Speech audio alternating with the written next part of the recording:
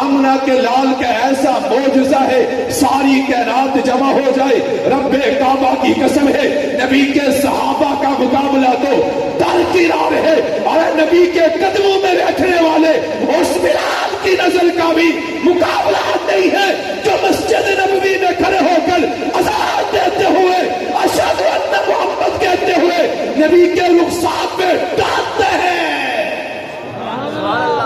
اس کا مقابلہ بھی بولے بھی اس کا مقابلہ بھی کوئی نہیں ہے۔ اور میرے نبی کے ان صحابہ میں سے وہ کاتبین وحی جو نبی کے اوپر اترنے والے قرآن کو لکھتے ہیں، ان میں ایک امیر معاویہ نظر آتا ہے جو نبی کے اوپر اترنے والے قرآن کو لکھتا ہے۔ دنیا کا اصول ہے لوگ کسی سے اپنا خط لکھواتے ہیں، امین ڈھونڈتے ہیں، صادق ڈھونڈتے ہیں، سچا ڈھونڈتے ہیں، اچھا ڈھونڈتے ہیں، بہترین ڈھونڈتے ہیں، پھر رب نے ایسے اپنے قرآن کے لکھانے کے لیے آپ کو بٹھایا نہیں ہے، جو لکھنے والا ہے وہ امیر معاویہ ہے۔ کون ہے بھائی؟ امیر معاویہ کون ہے بھائی؟ اونچی آواز سے کون ہے بھائی؟ وہ امیر معاویہ ہے۔ یہ رجب کا مہینہ ہے، امیر معاویہ کی وفات ہوتی ہے۔ یہ نبی کے معجزے کے لوگ ہیں جو نبی کی سیرت کو ایسی جھلک میں بتاتے ہیں، کائنات والے لوگ آ کے پوچھتے تھے ارے بتاؤ تو صحیح نا محمد کیسا ہے، محمد پہ اترنے والا قرآن کیسا ہے، رب کعبہ کی قسم ہے۔ صحابہ کہتے تھے لوگوں اگر قرآن کو دیکھنا ہے تو آمنہ کے لال کے صحابی بلال کو دیکھ لو،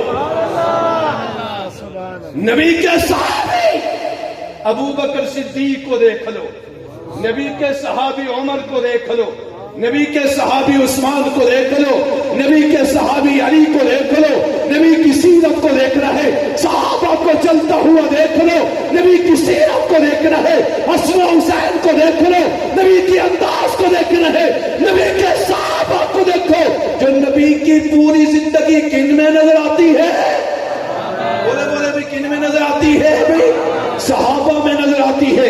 ان میں امیر معاویہ ہے جو کاتب وحی ہے، امیر معاویہ ہے جو اللہ کا قرآن لکھتا ہے، وہ امیر معاویہ ہے جو نبی کی پسند ہے، وہ امیر معاویہ ہے جس کی بہن نبی کے نکاح میں ہے، وہ امیر معاویہ ہے جو خال المسلمین ہے، وہ امیر معاویہ ہے جس کے لیے آمنہ کا لال دعا کرتا ہے اللہ اس کو کتاب کا علم عطا فرما۔ وہ کون ہے بھائی؟ بولے بھائی کون ہے بھائی؟ اونچی آواز سے کون ہے بھائی؟